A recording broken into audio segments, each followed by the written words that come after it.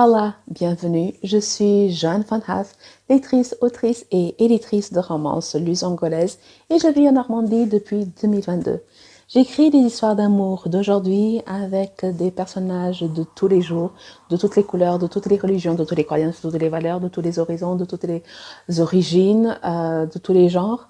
Des gens qu'on peut croiser dans les transports, en faisant des courses, chez le médecin, au travail, à l'université, dans une gare, dans un avion, parce que je suis convaincue que nous méritons toutes et tous nos propres histoires d'amour.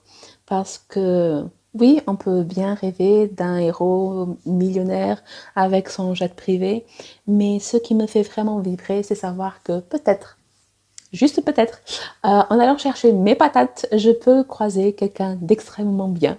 Et donc c'est ça qui me fait vivre, c'est ça qui me fait vibrer. Et donc c'est ça que j'essaye de transmettre dans les histoires que je raconte, même si j'ai un millionnaire ou deux. Parce que on a toutes et tous des fantasmes quelque part. Ça, c'est ma présentation officielle.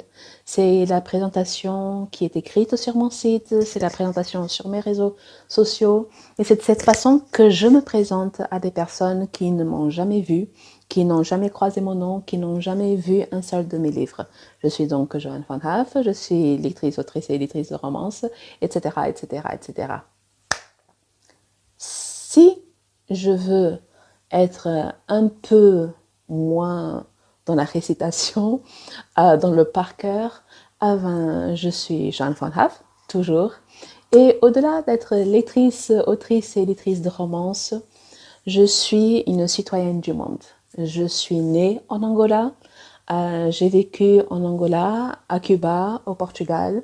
J'ai passé mon bac littéraire en Afrique du Sud et je n'ai connu la France qu'au moment d'aller à l'université à Montpellier. J'ai entamé des études de psychologie. Et mon français est un français barbare. Ma syntaxe parfois se fait la malle parce qu'il se peut que je suis en train d'utiliser la syntaxe d'une autre langue et je suis incapable de vous dire laquelle. Parfois, il y a des mots qui m'échappent comme des mots aussi basiques comme chaise, pomme, porte.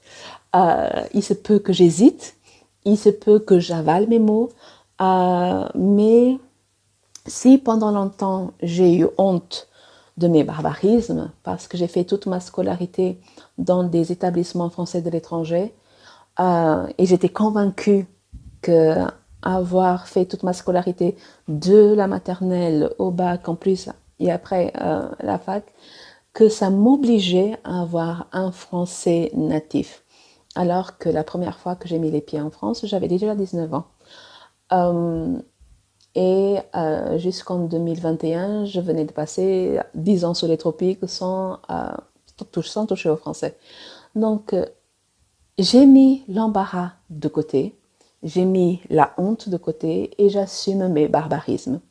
Ce n'est pas une question de fierté, c'est juste que mes barbarismes sont le fruit de mon vécu, sont le fruit de mon existence.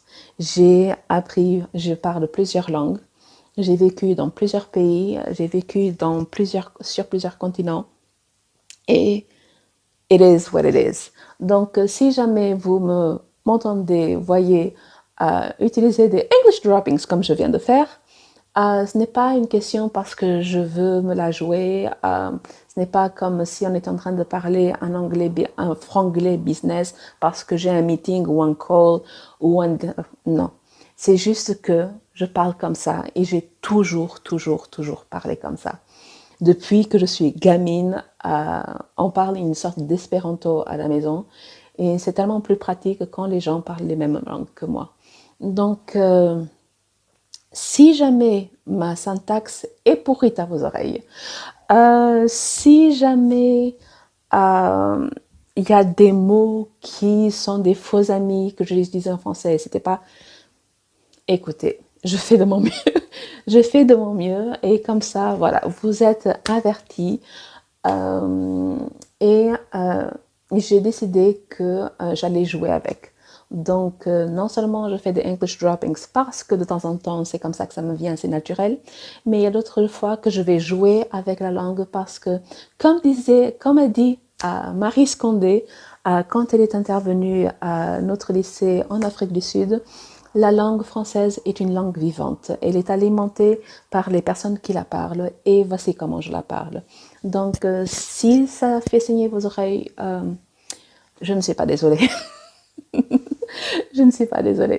Et au-delà de ça, au-delà de ce côté d'être citoyenne du monde, je suis une vraie passionnée de romance.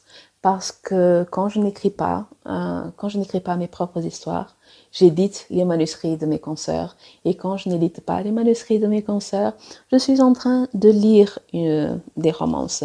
Et au-delà de dormir, et le peu que je dors, parce qu'il y a toujours un dernier chapitre à lire, n'est-ce pas? Et au-delà de dormir, de manger et de ces trucs vitaux de l'existence, pourquoi on n'est pas des androïdes, la romance est vraiment ma passion. Et je trouve ça drôle et ironique, le fait que je passe ma journée à lire, à écrire et à conseiller sur l'amour, sur les relations amoureuses, sur la communication, sur l'émotion, sur la sexualité, alors que je viens d'un pays conservateur qui est l'Angola et d'une famille conservatrice. Dans ma famille, avec mes parents et la génération de mes parents, on n'a jamais parlé d'amour, on n'a jamais parlé de sentiments, d'émotions, on n'a jamais parlé de relations, et jamais de la vie on a parlé de sexualité. Et ce n'est pas que c'était une histoire de tabou, parce que quand on parle de tabou, c'est que on sait que les thèmes existent et qu'on nous dit juste chut, on n'en parle pas. Et en plus, venant de l'Angola, avec une histoire de guerre civile, de guerre pour l'indépendance, une histoire de service secret que jusqu'aujourd'hui, on a très peur de dire les choses, le chut, on ne dit rien, aurait pu être totalement naturel, totalement normal. Cependant, ce n'était pas tabou dans ma famille pour la simple raison qu'on ne savait pas que ça existait. Ces thèmes n'existaient tout simplement pas. On ne pouvait pas parler d'amour si on ne savait pas que l'amour existait. On ne pouvait pas parler de relation si le concept même de relation amoureuse, était un concept qu'on ne connaissait pas. On ne pouvait pas parler de sexualité si c'était quelque chose qui ne nous concernait pas.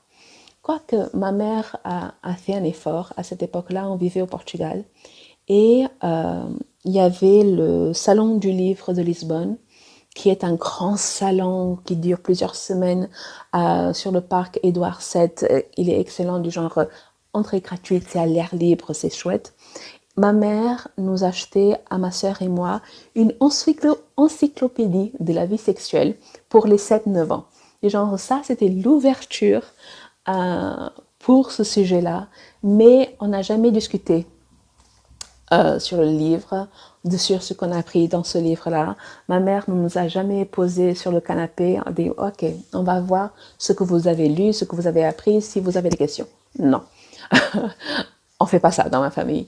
Donc, je trouve ça très marrant, très particulier que j'ai pu faire de la romance, des relations amoureuses, de l'amour, de l'intimité, ma carrière tout entière. Parce que en tant que romancière, en tant que ghostwriter, en tant qu'éditrice, je suis plongée dans la romance à 80% de mon temps, de mon quotidien, de ma journée. Parce que si je ne travaille pas, je suis en train de lire. Ça, c'est sûr, c'est clair, net et précis. Il n'y a pas un jour où je ne lis pas, et je lis entre 150 et 200 romances par an. Donc, mais la vie est faite de surprises, n'est-ce pas? Et quand je suis arrivée en France à mes 19 ans, pour faire mes études de psychologie, J'étais loin d'imaginer tous les détours que ma vie ferait pour que je sois où je suis aujourd'hui. Donc, c'est surprenant, mais je suis très fière, je suis très reconnaissante pour la vie que je mène, pour la carrière que j'ai. Et je suis ici aujourd'hui pour vous présenter une nouvelle émission. Et je dis émission parce que ce sera un mix entre vlog et podcast. Si vous voulez juste écouter, vous pouvez juste écouter. Si vous voulez regarder la vidéo, vous pouvez juste regarder la vidéo. Il n'y aura pas de montage, du genre tout ça sera d'une traite, ça viendra comme ça viendra. Normalement, quand les choses sont d'une traite, ça veut dire que j'ai essayé pendant 30 fois l'introduction de 30 secondes. Voilà. J'ai essayé 30 fois. À partir du moment où voilà, j'étais chauffée, à partir du moment où l'intro est passée, c'est d'une traite, il n'y aura pas de coupure, il n'y aura pas de montage. Si vous me regardez en vidéo, vous allez me voir parler avec les mains parce que j'ai cru que j'étais italienne dans une autre existence et en fait, j'ai juste une ascendance portugaise, allemande et espagnole. Est-ce qu'on parle avec les mains dans ces coins-là? Et si vous ne faites que m'écouter, vous allez rater mes merveilleuses expressions. Ouais, des genres comme celle-là de Manon. Donc, cette émission sera autrice, lectrice et éditrice de romances parce que pourquoi aller chercher plus loin quand on peut chercher plus près? Sans commentaire. Et ce n'est pas prévu que ce soit une émission de conseils. Ce sera du partage d'expériences, du partage des réflexions. Si vous voulez des conseils d'écriture, des conseils pour améliorer votre romance, il y a mon compte Instagram @éditrice de romance, ou alors vous allez sur mon site www.joannev.com et vous avez dans les onglets, vous avez la partie pour les romancières, ma partie romancière et ma partie éditrice. Ici, je vais parler d'écriture, oui, mais d'un mode général. J'ai parlé de mon écriture, de mes réflexions, de ma vision.